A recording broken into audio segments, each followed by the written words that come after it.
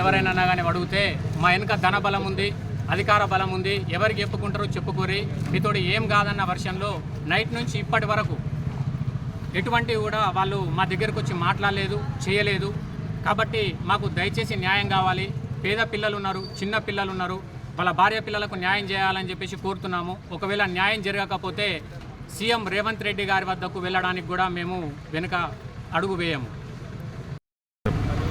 గత 10 రోజుల కింద గుండెకు అత్యవసరంగా చికిత్స చేయాలని చెప్పేసి ఇక్కడికి మెడికవర్ హాస్పిటల్కి మా తమ్ముని తీసుకురావడం జరిగింది. 10 రోజుల నుంచి ఇక్కడనే ట్రీట్మెంట్ చేసిర్రు, అంతా బాగానే ఉంది. ఇప్పుడు ఇది హాస్పిటల్లో ఉన్న ఫోటో, ఎటువంటి ప్రాణాపాయం లేదు కూడా చెప్పింది కూడా వీళ్ళే.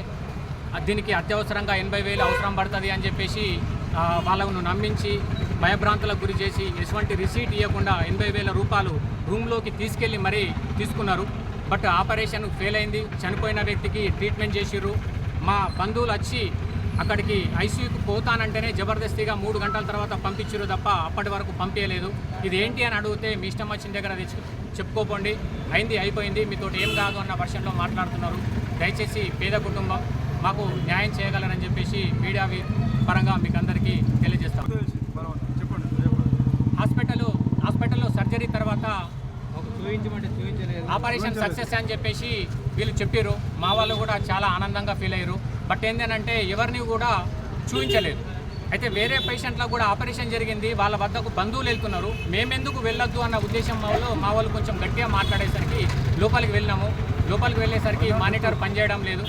ఎందుకు పనిచేయడం లేదు అని చెప్పి సిస్టర్కి అడిగితే ఆమె నాకేం తెలియదు, డాక్టర్ గారికి చెప్పాలని చెప్పి డాక్టర్ గారిని తీసుకొచ్చారు. అప్పుడు డాక్టర్ ఏమంటున్నారనంటే బీపీ డౌన్ అయిపోయింది, రక్తం ఎక్కించాలా, ఎమర్జెన్సీ ఉన్నది అని చెప్పేసి అప్పుడు చెప్తా ఉన్నారు. కాబట్టి ఇదంతా ప్రీ ప్లాన్డ్గా జరిగింది.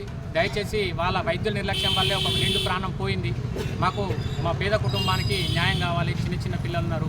దయచేసి మీడియా పూర్వకంగా అందరికీ కాల్ముక్తి చెప్తా ఉన్నా. ఈ మీడియాని, ఈ వార్తని ప్రతి ఒక్కరు కూడా వైరల్ చేసి మాకు న్యాయం జరిగేంత వరకు పోరాడగలరని చెప్పేసి కోరుకుంటాం. For more videos like this, subscribe Big TV channel.